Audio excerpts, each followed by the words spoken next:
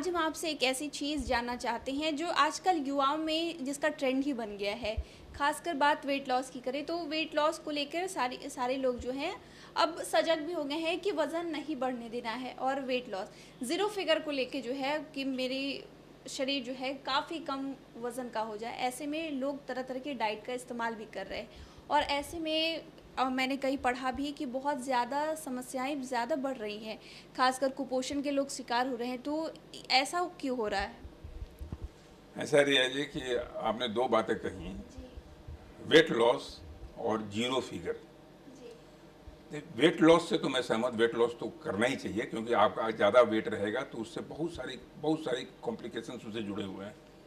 क्योंकि जब आप वेट लॉस नहीं मतलब वेट गेन से, यानी कि जब आप ओबेसिटी के मरीज होते हैं, थोड़ा भी मोटापा बढ़ता है, खास करके पेट का मोटापा, तो आपके हार्ट की बीमारियों को, डायबिटीज़ को, न जाने कौन सी ऐसी बीमारी जिसके सतह में मोटापा नहीं है। तो मोटापा सारी बीमारियों का जड़ है, इससे तो परहेज़ करना होगा।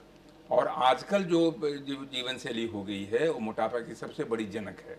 यानी आप टहल नहीं रहे हैं, आप खाना ठीक से नहीं खा रहे हैं, रात में ठीक से सो नहीं पा रहे हैं, हमेशा तनाव की ज़िंदगी जी रहे हैं, आपाधापी में हैं, आपको 1000 से करोड़ बनाना है, एमएलए से एमपी बनना है, एमपी से मिनिस्टर बनना है। तो इस भाग दौड़ में आप अपनी जीवन शैली को ऐसा पीछे पछाड़ दिए हैं, ऐसा विकृत कर दिए हैं कि मोटापा तो बढ़ना है। अब मोटापा बढ़ना है तो बीमारियाँ आनी हैं। मोटापा को कम करना है, लेकिन मोटापा का कम करना ये जीरो फिगर नहीं है। यानी कि आपको ऋतिक रोशन बनने की चाह हो रही है, आपको शाहरुख खान बनने की चाह हो रही है, उस चक्कर में अपने स्वास्थ्य को आप नज़रअंदाज कर रहे हैं। स्वास्थ्य करने का मतलब कि आप जनरल खाना छोड़ देना। और आजकल यूट्यूब में तो इतने तरह के एडवाइसेस मिलते हैं, इतने डॉक्टर्स आ गए हैं, तथाकथित डॉक्टर्स, जो आपको ये डाइट वो डाइट ऐसे करके वैसे करके, परिणाम ये होता है कि वाइटामिन्स और मिनरल्स की कमी होने से आपका फिगर तो ठीक हो गया, जीरो फिगर में आप चली गई, लेकिन आपके अंदर इम्यूनिटी कमज़ोर हो गया। और इम्यूनिटी जैसे ही कमज़ोर होगा, प्रतिरोध की क्षमता आपके शरीर की कम होगी, आपका आर्मी, आपकी सैन्य शक्ति कमज़ोर होगी, तो पड़ोसी धड़ दबोचेगा। क्योंकि जब पड़ोसी धड़ दबोचेगा तो पड़ोसी आपका वायरस भी हो सकता है, बैक्टीरिया हो सकता है, फंगाई हो सकता है, कैंसर हो सकता है, मेलिग्नेंसी हो सकती है। इम्यूनिटी को बर्बाद नहीं होने देना है। इम्यूनिटी को बर्बाद करने के पीछे आपको एक्टिविटी मेंटेन रखना है, यानी फिजिकल एक्टिविटी, सवेरे का 1 घंटा टहलना है। और कोई उस तरह का डाइटरी रेजिमेंट वैसा नहीं होना चाहिए जिसमें वाइटामिन्स, मिनरल्स, कार्बोहाइड्रेट्स, फैट्स और सब कुछ का बैलेंस बैलेंस होना चाहिए। ऐसा नहीं है कि एक चीज़ सिर्फ आप फैट बिल्कुल जीरो फैट कर दिया आपने और कार्बोहाइड्रेट बढ़ा दिया, कभी कार्बोहाइड्रेट को बिल्कुल जीरो कर दिया और फैट और प्रोटीन कर दिया, तो ये इम्बैलेंस जो होता है ना, वो आपके शरीर के लिए घातक होता है। तो सारी चीज़ों को बैलेंस वे में रखना, कितना कार्बोहाइड्रेट लेना है, कितना प्रोटीन लेना है, कितना फैट लेना है, वाइटामिन लेना है, मिनरल्स लेना है, और साथ में फिजिकल एक्टिविटी करते रहना है। सब कुछ मॉडरेशन में, कोई एक्सट्रीम में नहीं होना चाहिए Riya ji. Extreme is always bad.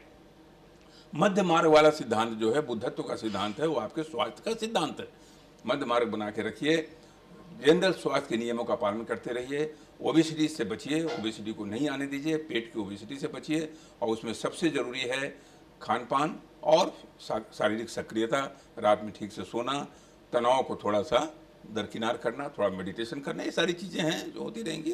तो इसलिए वेट लॉस पर ध्यान रखिए, जीरो फिगर की ओर ज़्यादा जाने की जरूरत नहीं है। हीरो हीरोइन बनने की तमन्ना छोड़ दीजिए, स्वास्थ्य महफूज रहेगा।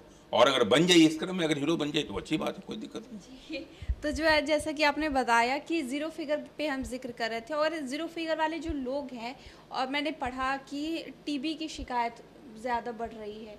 तो क्या टीबी सच में हो रहा है? ऐसा रिया जी कि टीबी तो बैक्टीरिया से होता है, जी, माइकोबैक्टीरियम ट्यूबरकुलोसिस से होता है।